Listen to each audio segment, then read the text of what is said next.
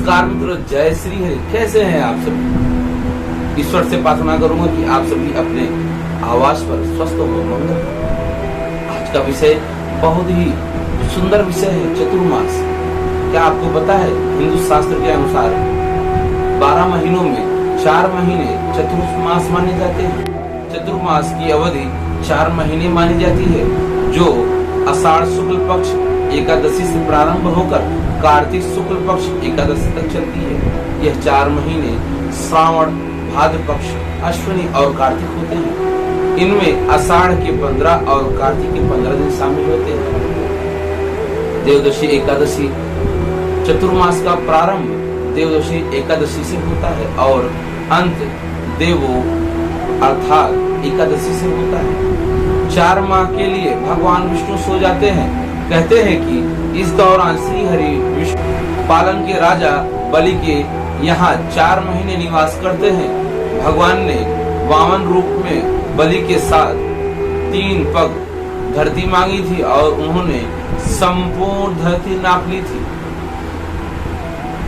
शिव जी के हाथों में रहता है सृष्टि का संचालन। इस 4 महीने भगवान श्री विष्णु जब सो जाते हैं, इस दौरान भगवान शिव अपने हाथों में सृष्टि का संचालन ले लेते हैं। इस अवधि में भगवान शिव पृथ्वी लोक पर निवास करते हैं और 4 महीने तक संसार की समस्त गतिविधियों का संचालन करते हैं। शिव का माह श्रावण माह ही चतुर्मास का प्रारंभ माह माना जाता है। इन 4 महीनों में सभी तरह के मांगलिक कार्य और शुभ कार्य बंद हो जाते हैं। उक्त 4 महीने में विवाह संस्कार, जन्म कर्म संस्कार, गृह प्रवेश आदि सभी मांगलिक कार्य निषेध माने गए। जैन और बौद्ध धर्म में ही इसका विशेष महत्व है। चतुर्मास का महत्व जैन और बुद्ध धर्मों में भी माना जाता है। चतुर्मास के दौरान जैन मुनि भ्रमण बंद कर देते हैं, एक ही जगह निवास करते हैं और यम नियमों का पालन करते हैं।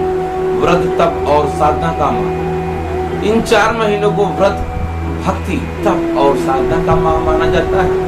इन 4 महीनों में सत्संग, यात्राएं बंद करनी चाहिए। आश्रम, मंदिर या अपने मुख्य स्थल पर रहकर ही व्रत और साधना का पालन करना चाहिए। इस दौरान शारीरिक और मानसिक स्थितियां सो जाती हैं और इसका नकारात्मक प्रभाव पड़ता है। साथ ही वातावरण भी अच्छा रहता है। इस दौरान फर्श पर सोएं और सूर्योदय से पहले उठना बहुत शुभ माना जाता है। उठने के बाद अच्छे से स्नान करें और अधिकतर समय मौन रहकर साधु संत और व्रत तप के कठोर नियमों का पालन करें। दिन में केवल एक बार ही भोजन करें।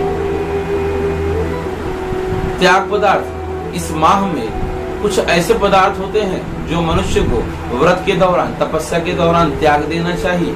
इस व्रत में दूध, शक्कर, दही, तेल, बैगन, पत्ता गोभी, नमक या मसालेदार भोजन, मिठाई, सुपारी, मांस और मदिरा का सेवन नहीं करना चाहिए। श्रावण मास में पत्तेदार सब्जियां अर्थात पालक, साग इत्यादि। भाद्र मास में दही, स्वास्तिक में, अश्विनी में दूध, कार्तिक में प्याज, लहसुन और उड़द की दाल का त्याग कर दिया जाता है। उक्त माह में जहां हमारी पंच शक्ति कमजोर पड़ जाती है, वहीं भोजन और जल में बैक्टीरिया की तादाद बढ़ जाती है। इसलिए इन नियमों का पालन अवश्य करें। व्रत करें और पालन करें। उक्त 4 महीने में व्रत का माह माना जाता है। उक्त 4 माह में प्रथम माह तो सबसे महत्वपूर्ण माना गया है। इस संपूर्ण माह व्यक्ति को व्रत का पालन करना चाहिए। ऐसा नहीं किया तो सोमवार और सोमवार ही उपवास करें। बाकी वार खूब खाएं। उपवास में ही नहीं साबुन लगाएं और ना ही किसी तरह के कॉस्मेटिक का उपयोग करें। खिचड़ी खा ली जाए और खूब मजे से दिन बिता लिया जाए।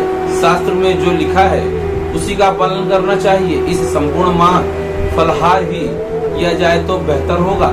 सिर्फ जल पीकर ही समय गुजारना अनुचित माना गया है। चतुर्मास में देवता पूजन, रामायण, भागवत, कथा पाठ, व्रत, दान, साधना और ध्यान करना चाहिए। चतुर्मास किन महत्वपूर्ण तिथियों में विशेष करें।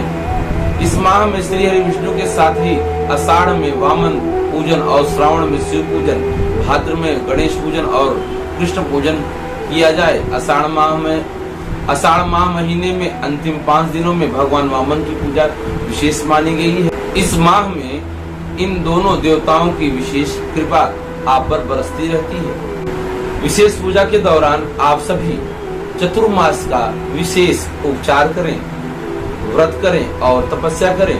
जीवन में तपस्या के बगैर आपकी संपूर्ण निधि संचित निधि कभी तय नहीं हो पाती। इसलिए आप सभी को व्रत, तपस्या और हरि कीर्तन करना चाहिए। जय श्री हरि।